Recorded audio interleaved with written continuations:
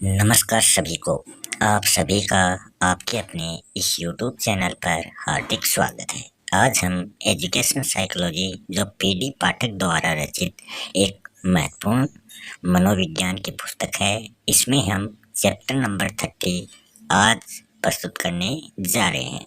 इस चैप्टर का जो टाइटल है वो है चिंतन, तर्क व समस्या समाधान।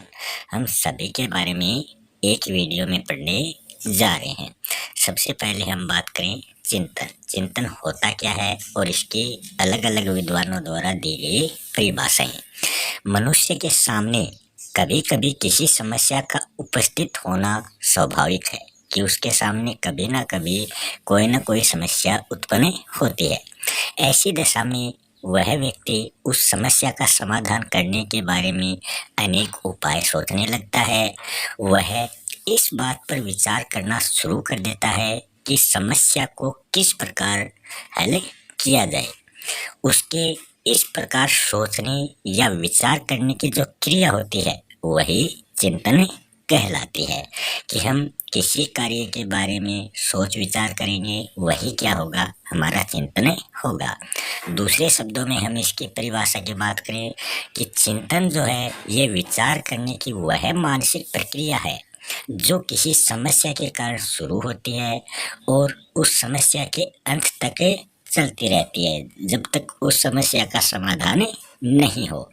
रोस महोदय ने इसके संबंध में कहा है कि चिंतन जो है वो मानसिक क्रिया का एक ज्ञानात्मक पहलू माना जाता है या फिर मन की बातों से संबंधित मानसिक क्रिया ही चिंतन कहलाती है। फिर वैलेंटाइन महोदय ने चिंतन की परिभाषा देते हुए कहा है कि चिंतन शब्द का प्रयोग उस क्रिया के लिए किया जाता है जिसमें श्रृंखलाबद्ध विचार किसी लक्ष्य या फिर उद्देश्य की ओर अविराम गति से मतलब बिना रुके हुए प्रभावित होते हैं, वही क्या है, चिंतन है। फिर हम बात करें रेबर्न महोदय ने चिंतन के बारे में क्या कहा है कि चिंतन इच्छा संबंधी वो प्रक्रिया है जो किसी असंतोष के कारण शुरू होती है और प्रयास एवं त्रुटि के आधार पर वो चलती हुई उस अंतिम स्थिति पर वो पहुंच जाती है जो इच्छा को संतुष्ट करती है, वही क्या है, चिंतन है। अब हम बात करेंगे चिंतन की कौन कौन सी विशेषताएं होती हैं।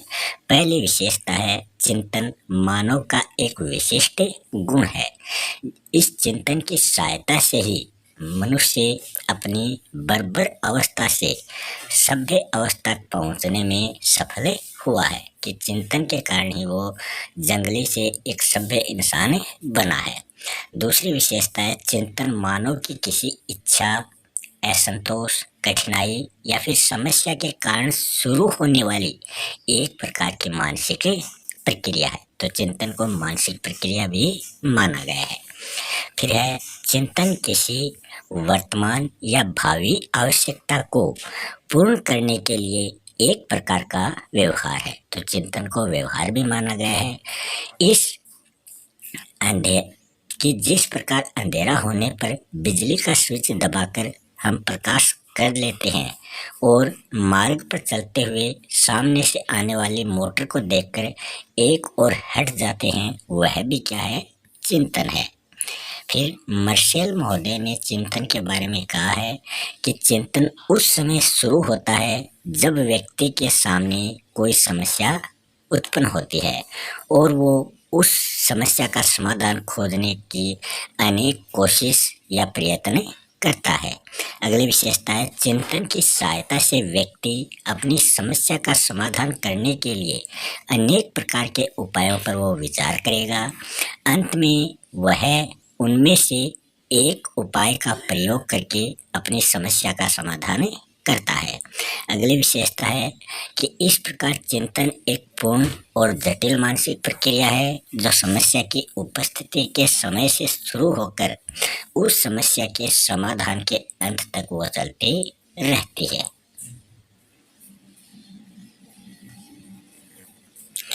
फिर है काइंड्स ऑफ थिंकिंग मतलब चिंतन के प्रकार। तो चिंतन के मुख्य रूप से 4 प्रकार होते हैं। सबसे पहले है प्रत्यक्षात्मक चिंतन। प्रत्यक्षात्मक जो चिंतन है उसका संबंध पूर्व अनुभवों पर आधारित वर्तमान की वस्तुओं से माना जाता है। माता पिता के बाजार से लौटने पर यदि बालक को उनसे काफी दिन टॉफी मिल जाती है तो जब भी वे बाजार से लौटते हैं तभी टॉफी का विचार उन बच्चों के मस्तिष्क में आ जाता है कि आज उन्हें टॉफी मिलेगी और वो दौड़ता हुआ उनके पास पहुंच जाता है। यह एक प्रकार का निम्न स्तर का चिंतन है। अतः यह विशेष रूप से पशुओं और बालकों में ही पाया जाता है। इसमें भाषा और नाम का प्रयोग कहीं पर भी नहीं किया जाता। दूसरा है प्रत्ययात्मक चिंतन। प्रत्ययात्मक चिंतन का संबंध पूर्व निर्मित जो प्रत्यय होते हैं उनसे होता है, जिनकी सहायता से भविष्य के किसी निश्चय पर पहुंचा जा सकता है। जैसे कुत्ते को देखकर बालक अपने मन में उसके प्रत्यय का एक निर्माण कर लेता है। अतः जब वो भविष्य में कुत्ते को दोबारा देखता है तब वह उसकी ओर संकेत करके कहता है कि ये कुत्ता है। इस चिंतन में भाषा और नाम का प्रयोग किया जाता है। अगला है कल्पनात्मक चिंतन। कल्पनात्मक चिंतन का जो संबंध है वो पूर्व अनुभवों पर आधारित भविष्य से होता है। जब माता पिता बाजार जाते हैं तब बालक कल्पना करता है कि वे वहां से लौटने पर उसके लिए टॉफी अवश्य लाएंगे। इस चिंतन में भाषा और नाम का प्रयोग किया जाता है। फिर है तार्किक चिंतन। ये चिंतन सबसे उच्च प्रकार का चिंतन माना जाता है, जिसका संबंध किसी समस्या के समाधान से होता है। हम तर्क वितर्क करते हैं तो वो समस्या के समाधान के लिए ही होते हैं। डेवी ने इसको विचारात्मक चिंतन की संज्ञा भी दी है। अब हम देखेंगे चिंतन के विकास के कौन कौन से उपाय हैं। क्रो एंड क्रो के शब्दों में स्पष्ट चिंतन की योग्यता सफल जीवन के लिए आवश्यक है। जो लोग उद्योग, कृषि या किसी मानसिक कार्य में दूसरों से आगे होते हैं वे अपनी प्रभावशाली चिंतन की योग्यता में साधारण व्यक्तियों से श्रेष्ठ माने जाते हैं। इस कथन से चिंतन का महत्व स्पष्ट हो जाता है। अतः यह आवश्यक है कि शिक्षक बालकों की चिंतन शक्ति का विकास करे। फिर वह ऐसा अधोलिखित उपायों की सहायता से कर सकता है। पहला है भाषा चिंतन के माध्यम और अभिव्यक्ति की आधारशिला मानी जाती है। अतः शिक्षक को बालकों के भाषा ज्ञान में वृद्धि करनी चाहिए, मतलब भाषा ज्ञान को बढ़ाना चाहिए। ज्ञान चिंतन का एक मुख्य स्तंभ माना जाता है। अतः शिक्षक को बालकों के ज्ञान का विस्तार करते रहना चाहिए। अगला है तर्क, वाद विवाद, समस्या समाधान चिंतन शक्ति को प्रयोग करने का अवसर देते हैं। अतः शिक्षक को बालकों को इन बातों के लिए समय समय पर अवसर देने चाहिए। उत्तरदायित्व चिंतन को प्रोत्साहित करता है। अतः शिक्षक को बालकों को उत्तरदायित्व के कार्य सौंपने चाहिए।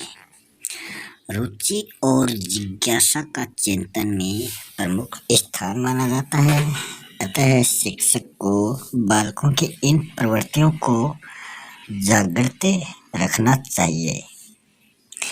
प्रयोग, अनुभव और निरीक्षण जो हैं ये चिंतन को शक्तिशाली बनाते हैं। अतः शिक्षक को बालकों के लिए इनसे संबंधित वस्तुएं उपलब्ध करानी चाहिए।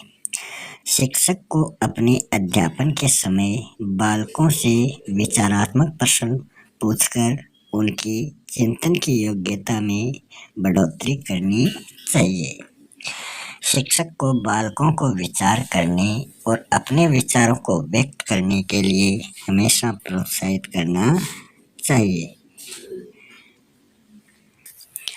शिक्षक को प्रश्न पत्र में ऐसे प्रश्न देने चाहिए जिनके उत्तर बालक भली भांति विचार करने के साथ दे सकें। शिक्षक को बालकों में निष्क्रिय रटने की जो आदत है वो कभी भी नहीं पड़ने देनी चाहिए, क्योंकि इस प्रकार का रटना जो है वो चिंतन का घोर शत्रु माना जाता है। शिक्षक को बालकों की समस्या को समझने और उसका समाधान खोजने के लिए हमेशा प्रेरित करना चाहिए। यह उपाय बालकों में चिंतन और अधिगम दोनों प्रकार की प्रक्रियाओं के विकास में योग देता है। मार्शल महोदय का इसके संबंध में कथन है कि समस्या का ज्ञान और उसके समाधान की खोज यही एक चिंतन की प्रक्रिया है और यही सीखने की भी प्रक्रिया मानी जाती है। फिर आता है तर्क। सबसे पहले तर्क का अर्थ, उसकी परिभाषाएं। तर्क या तार्किक चिंतन जो है, इसमें चिंतन का उत्कृष्ट रूप और जटिल मानसिक प्रक्रिया इसे माना है कि जो तर्क है या तार्किक चिंतन है, इसको चिंतन का उत्कृष्ट रूप और एक प्रकार की जटिल मानसिक प्रक्रिया माना है। इसे साधारणतः औपचारिक नियमों से संबद्ध किया जाता है, पर पशु और मानव इस बात का अनुभव किए बिना ही तर्क का प्रयोग करते रहते हैं। कुत्ता अपने स्वामी को कार में बैठकर जाते हुए देखकर घर में वापस आ जाता है। ये आपने देखा होगा कि बालक कुल्फी बेचने वाले की आवाज़ सुनकर घर से बाहर दौड़ता हुआ चला आता है। हम अपने मित्र को उसकी कृपा के लिए हमेशा धन्यवाद देते हैं। इन सब कार्यों का आधार जो है वो क्या है? तर्क है। एक और उदाहरण लीजिए। हम अपनी कलम कहीं रखकर अगर भूल जाते हैं, हम विचार करते हैं कि हमने उससे अंतिम बार कहाँ पर लिखा था और वह स्थान बैठने का कमरा था। इस प्रकार तर्क करके हम इस निष्कर्ष पर पहुंच जाते हैं कि कलम बैठने के कमरे में होगी। हम वहां जाते हैं और हमें वो कलम मिल जाती है।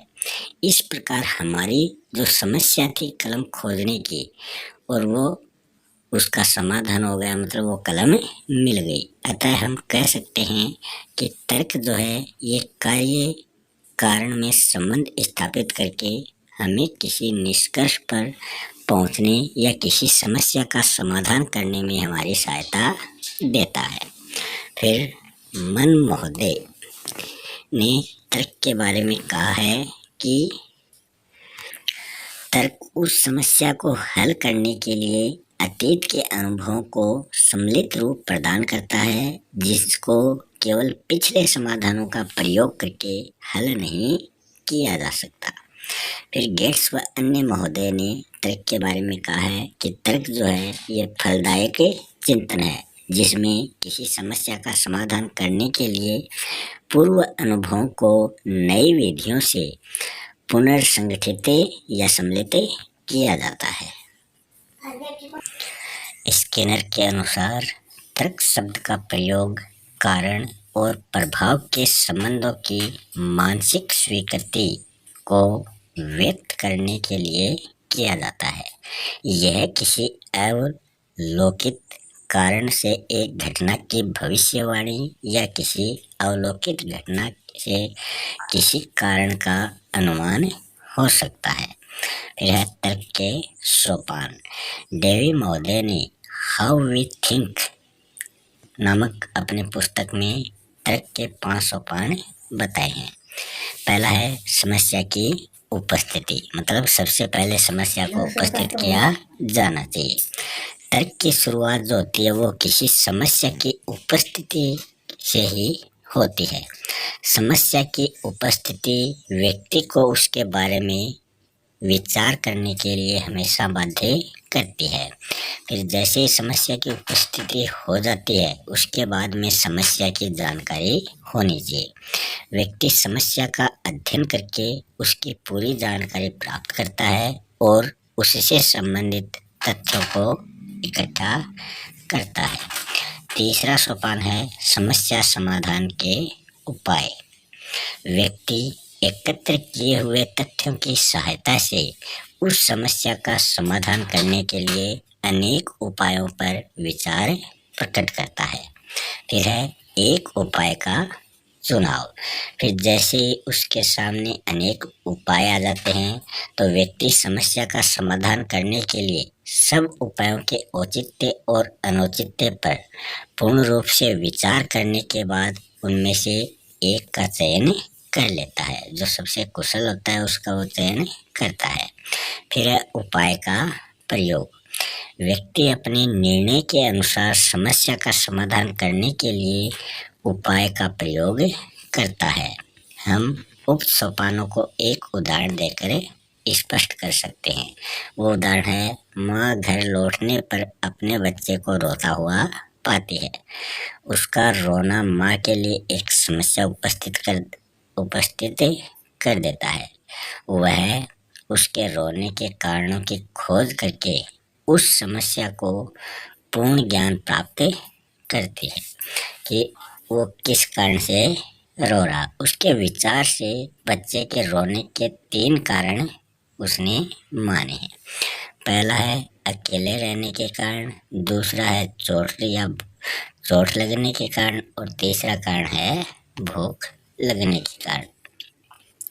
वो बच्चे का आलिंगन करके उसे चुप करने का प्रयास करते हैं, पर बच्चा चुप नहीं होता। वह उसके संपूर्ण शरीर को ध्यान से देखते हैं और उसे चोट का कोई भी निशान नहीं मिलता। अतः वह इस निष्कर्ष पर पहुंचती है कि बच्चा जो है वो भूखा है। अपने इस निष्कर्ष के अनुसार बच्चे को दूध पिलाने का कार्य किया जाता है तो बच्चा चुप हो जाता है। इस प्रकार माँ की समस्या का समाधान हो जाता है। फिर है तर्क के प्रकार। तर्क जो होते हैं वो मुख्य रूप से 2 प्रकार के होते हैं। पहला है आगमन तर्क। आगमन तर्क में व्यक्ति अपने अनुभवों तथा अपने द्वारा जो संकलित तथ्य हैं उन तथ्यों के आधार पर किसी सामान्य नियम या फिर सामान्य सिद्धांत का निरूपण करता है। इसमें वो 3 स्तरों से होकर गुजरता है। आगमन तर्क में 3 स्तर पाए जाते हैं। पहला है निरीक्षण, दूसरा स्तर है परीक्षण और तीसरा है सामान्यीकरण। उदाहरण के रूप में हम देखें, जब माँ घर लौटने पर अपने बच्चे को रोता हुआ पाती है तब वह उसके रोने के कारणों की खोज करके अंत में इस निष्कर्ष पर पहुंचती है कि वह भूख के कारण रो रहा है। इस प्रकार इस विधि में हम विशिष्ट सत्य से सामान्य सत्य की ओर आगे बढ़ते हैं। अतः इसके संबंध में भाटिया जी ने कहा है कि आगमन विधि खोज और अनुसंधान की प्रमुख विधि मानी जाती है। फिर है निगमन तर्क। निगमन तर्क में व्यक्ति दूसरों के अनुभवों, विश्वासों या फिर सिद्धांतों का प्रयोग करके उनके सत्य का परीक्षण करता है। इसको भी हम उदाहरण के रूप में देखें कि यदि माँ को इस सिद्धांत में विश्वास होता है कि वह बच्चे को रोता हुआ देखकर इस निष्कर्ष पर पहुंच जाती है कि उस बच्चे को भूख लगी है और इसलिए उसे दूध पिला देती है। इस प्रकार इस विधि में हम एक सामान्य सिद्धांत को स्वीकार करते हैं और उसे नवीन परिस्थितियों में प्रयोग करके सिद्ध करने का प्रयास करते हैं। अतः हम भाटिया जी के कथनों के अनुसार कह सकते हैं कि निगमन विधि जो है वो प्रयोग और प्रमाण की विधि मानी जाती है। फिर टिप्पणी के रूप में हम कहें, आगमन और निगमन जो विधियां हैं, जो तर्क हैं, वो एक दूसरे के विरोधी तर्क जाने पड़ते हैं, पर वास्तव में ऐसा नहीं है। वे तर्क कहीं जाने वाली एक ही क्रिया के अंतर्गत 2 प्रक्रियाएं मानी जाती हैं या एक ही क्रिया के 2 पहलू ये माने जाते हैं। फिर है तर्क का प्रशिक्षण। जीवन के सभी क्षेत्रों में तर्क या तार्किक चिंतन की आवश्यकता और उपयोगिता को स्वीकार किया जाता है। सेनापति सैकड़ों मील दूर बैठा हुआ अपनी तर्क शक्ति का प्रयोग करके युद्ध स्थल में सैन्य संचालन के आदेश देता है। प्रशासक जो होता है वो भी इसी तर्क शक्ति के कारण अपनी नीतियों का निर्माण करता है और उनमें बदलाव करता है। अतः शिक्षक पर बालकों की तर्क शक्ति का विकास करने का गंभीर उत्तरदायित्व माना जाता है। वह ऐसा निम्नलिखित विधियों का प्रयोग करके कर सकता है। पहला है आगमन विधि, तार्किक चिंतन के विकास में योग देती है। अतः अध्यापक को अपने शिक्षण में आगमन विधि का प्रयोग करना चाहिए। फिर है वाद विवाद, विचार विमर्श, भाषण प्रतियोगिता आदि जो हैं ये तार्किक चिंतन को हमेशा प्रोत्साहित करते हैं। अतः शिक्षक को इनका समुचित आयोजन करना चाहिए। फिर है खोज, प्रयोग और अनुसंधान का तार्किक चिंतन में प्रमुख स्थान है। अतः शिक्षक को बालकों को इस प्रकार के कार्य करने के लिए अवसर देने चाहिए। फिर है एकाग्रता, संलग्नता और आत्मनिर्भरता के गुणों के अभाव में तार्किक चिंतन की कभी कल्पना ही नहीं की जा सकती। अतः शिक्षक को बालकों में इन गुणों का विकास करना चाहिए। फिर है निरीक्षण, प्रेक्षण और स्वयं क्रिया में तार्किक चिंतन के प्रयोग का उत्तम अवसर मिलता है। अतः अंत में शिक्षक को बालकों के लिए इनसे संबंधित क्रियाओं की व्यवस्था करनी चाहिए। फिर है पूर्वाद्वेष, पूर्व निर्णय और पूर्व धारणा तार्किक चिंतन में बाधा उत्पन्न करते हैं। अतः शिक्षक को बालकों को इनके दुष्परिणामों से भली भांति अवगत करा देना चाहिए। फिर है किसी समस्या का समाधान करने की विभिन्न विधियों पर विचार करने से तार्किक चिंतन को बल मिलता है। अतः शिक्षक को बालकों को विभिन्न प्रकार की समस्याओं का समाधान खोजने के लिए प्रेरित करना चाहिए। फिर शिक्षक को बालकों को तर्क करने की वैज्ञानिक विधियों का प्रयोग करके किसी समस्या का अध्ययन करके स्वयं ही किसी नियम, निष्कर्ष या सिद्धांत पर पहुंचने का प्रशिक्षण देना चाहिए। गेट्स व अन्य महोदय के अनुसार इसके संबंध में कथन है कि तार्किक चिंतन की योग्यता जो है वो सहसा प्रकट न होकर आयु और अनुभव के साथ विकसित होती है। अतः अध्यापक को शिक्षा के सब स्तरों पर बालकों को अपने तार्किक चिंतन के प्रयोग का अवसर देना चाहिए। वैलेंटाइन महोदय के अनुसार शिक्षक को बालकों के समक्ष केवल उन्हीं विचारों को प्रस्तुत करना चाहिए जिनके सत्य का वह स्वयं निरीक्षण कर चुका है। साथ ही उसे बालकों को अपने विचारों से प्रभावित न होकर स्वयं अपने विचारों का निर्माण करने का प्रशिक्षण देना चाहिए। फिर है समस्या समाधान। सबसे पहले इसका अर्थ और फिर इसकी परिभाषाएं।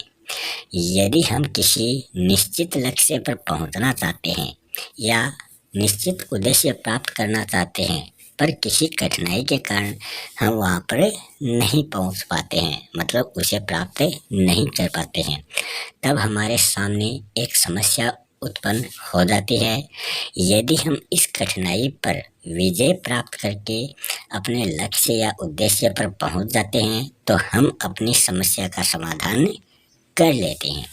इस प्रकार समस्या समाधान का अर्थ हुआ कठिनाइयों पर विजय प्राप्त करके अपने लक्ष्य या उद्देश्य को प्राप्त करना। इसके संबंध में स्किनर ने समस्या समाधान की परिभाषा देते हुए कहा है कि समस्या समाधान किसी लक्ष्य की प्राप्ति में बाधा डालती प्रतीत होती है, मतलब दिखाई देती है। कठिनाइयों पर विजय पाने की ये एक प्रक्रिया है। यह बाधाओं के बावजूद सामंजस्य करने की एक विधि है।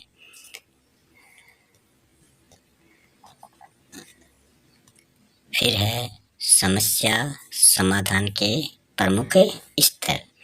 इसके अनेक स्तर माने जाते हैं। कुछ समस्याएं बहुत ही सरल होती हैं जिनको हम बिना किसी बाधा या रुकावट के हल कर सकते हैं, जैसे कि पानी पीने की इच्छा। हम इस इच्छा को निकट की प्याऊ पर जाकर तृप्त कर सकते हैं। इसके विपरीत कुछ समस्याएं जो होती हैं वो बहुत जटिल होती हैं, जिनको हल करने के लिए हमें अत्यधिक कठिनाई होती है। जैसे कि रेगिस्तान में किसी विशेष स्थान पर जल प्रणाली स्थापित करने की इच्छा होती है। इस समस्या का समाधान करने के लिए अनेक उपाय किए जाने जरूरी है। जैसे कि पानी कहाँ से प्राप्त किया जाए, उसे उस विशेष स्थान पर कैसे पहुंचाया जाए, उसके लिए धन किस प्रकार प्राप्त किया जाए, आदि आदि। इन समस्याओं को हल करने के बाद ही पानी की मुख्य इच्छा पूरी की जा सकती है। फिर है समस्या समाधान की विधियाँ। पहली है, स्किनर महोदय ने इनकी विधियाँ बताई हैं। तो पहली है अनसीखी विधि। इस विधि का प्रयोग निम्न कोटि के प्राणियों द्वारा किया जाता है। उदाहरण के रूप में हम देखें, मधुमक्खियों को भोजन की इच्छा जो है वो फूलों का रस चूसने से और खतरे से बचने की इच्छा शत्रु को डंक मारने से पूरी हो जाती है। दूसरी विधि है प्रयास एवं त्रुटि की विधि। इस विधि का प्रयोग निम्न और उच्च दोनों कोटि के प्राणियों द्वारा किया जाता है।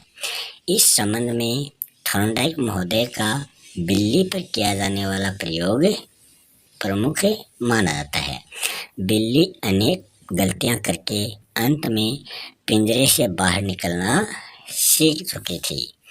फिर है अंतर्दृष्टि विधि। इस विधि का प्रयोग उच्च कोटि के प्राणियों पर किया जाता है। इसके संबंध में कोहलर महोदय का वन मानुषों पर किया जाने वाला प्रयोग उल्लेखनीय माना जाता है। फिर है वाक्यात्मक भाषा विधि। इस विधि का प्रयोग करके मनुष्य के द्वारा बहुत लंबे समय से इसका प्रयोग किया जा रहा है। वह पूरे वाक्य को बोलकर अपनी अनेक समस्याओं का समाधान करता है, जिसके फलस्वरूप प्रगति करता हुआ व्यक्ति आगे बढ़ता चला जाता है। इसलिए वाक्यात्मक भाषा को सारी सभ्यता का आधार माना जाता है। फिर है वैज्ञानिक विधि। आज का प्रगतिशील मानव जो है वो अपनी समस्या का समाधान करने के लिए वैज्ञानिक विधि का ही प्रयोग करता है। हम इसका विस्तृत वर्णन कर रहे हैं। समस्या समाधान की वैज्ञानिक विधि। स्किनर महोदय के अनुसार इसके 6 सोपान माने गए हैं। पहला है समस्या को समझना। इस सोपान में क्या होता है, व्यक्ति यह समझने का प्रयास करता है कि समस्या क्या है और उसके समाधान में किस प्रकार की बाधाएं या कठिनाइयां हो सकती हैं और उनका समाधान किस प्रकार किया जा सकता है। यही है समस्या का समझना। दूसरा चरण है जानकारी का संग्रह। इस सोपान में व्यक्ति समस्या से संबंधित जो भी जानकारियां हैं उनको इकट्ठी करता है। हो सकता है उससे पहले कोई और व्यक्ति उस समस्या को हल कर चुका हो। अंत में वह अपने समय की बचत करने के लिए उस व्यक्ति द्वारा संग्रह किए गए तथ्यों की जानकारी प्राप्त करता है। फिर अगला चरण है संभावित समाधानों का निर्माण। इस सोपान में व्यक्ति संग्रह की गई जानकारी की सहायता से ही समस्या का समाधान करने के लिए कुछ विधियों को निर्धारित करता है।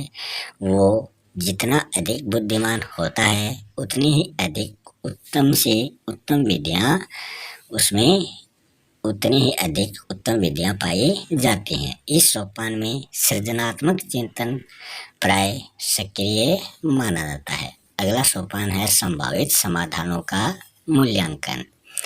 इस सोपान में व्यक्ति निर्धारित की जाने वाली विधियों का मूल्यांकन करता है। दूसरे शब्दों में हम कहें कि वह प्रत्येक विधि के प्रयोग के परिणामों पर विचार करता हुआ आगे बढ़ता है। इस कार्य में उसकी सफलता जो है वो आंशिक रूप से उसकी बुद्धि और आंशिक रूप से संग्रह की गई जानकारी के आधार पर निर्धारित की जाने वाली विधियों पर निर्भर रहती है। फिर है संभावित समाधानों का परीक्षण। इस सोपान में क्या होता है, व्यक्ति ऊपर जितनी भी विधियों का प्रयोग किया है वो प्रयोगशाला में करता है और उसमें बाहर परीक्षण करता है। प्रयोगशाला के अंदर और परीक्षण बाहर किया जाता है। फिर अगला चरण है निष्कर्षों का निर्माण। इस सोपान में व्यक्ति अपने परीक्षणों के आधार पर विधियों के संबंध में अपने निष्कर्षों का निर्माण करता है, जिसके फलस्वरूप वो यह अनुमान लगा लेता है कि समस्या का समाधान करने के लिए उनमें से कौन सी विधि उत्तम है। फिर है अगला चरण समस्या का समाधान का प्रयोग। इस सोपान का उल्लेख क्रो एंड क्रो महोदय ने किया है कि व्यक्ति अपने द्वारा निश्चित की गई सर्वोत्तम विधि को ही समस्या का समाधान करने के लिए प्रयोग करता है। अंत में टिप्पणी के रूप में कहें कि यह आवश्यक नहीं है कि व्यक्ति समस्या का समाधान करने में सफल हो। इसके संबंध में स्किनर महोदय ने कहा है कि इस विधि में भी भविष्यवाणियां बहुधा गलत होती है। कौन सी में? वैज्ञानिक विधि में, और ये गलतियां हो जाती हैं। फिर है समस्या समाधान विधि का क्या महत्व है। मार्शल महोदय ने इसके संबंध में कहा है कि समस्या समाधान की विधि का शिक्षा में सर्वाधिक महत्व माना जाता है। छात्रों की शिक्षा में समस्या समाधान की विधि का महत्व है। इसके अनेक लाभों के कारण है। कुछ मुख्य लाभ अगर लिखित हैं। पहला लाभ है यह उनकी रुचि को जगाती है। दूसरा लाभ है यह उनमें स्वयं कार्य करने का आत्मविश्वास उत्पन्न करती है। तीसरा लाभ है यह उनको समस्याओं का समाधान करने के लिए वैज्ञानिक विधियों के प्रयोग का अनुभव प्रदान करती है। अगला लाभ है यह उनके विचारात्मक और सृजनात्मक चिंतन एवं तार्किक शक्ति का विकास करती है। अगला लाभ है यह उनको अपने भावी जीवन की समस्याओं का समाधान करने का प्रशिक्षण देती है। इन लाभों के कारण क्रो एंड क्रो महोदय ने सुझाव दिया है कि शिक्षकों को समस्या समाधान की वैज्ञानिक विधि में प्रशिक्षण किया जाना चाहिए। केवल तभी वे शुद्ध, स्पष्ट और निष्पक्ष चिंतन का विकास करने के लिए छात्रों का पथ प्रदर्शन कर सकेंगे। इस प्रकार ये चैप्टर यहीं समाप्त हो चुका है। मिलते हैं नेक्स्ट वीडियो में एक नए टॉपिक के साथ। तब तक के लिए जय हिंद, जय भारत।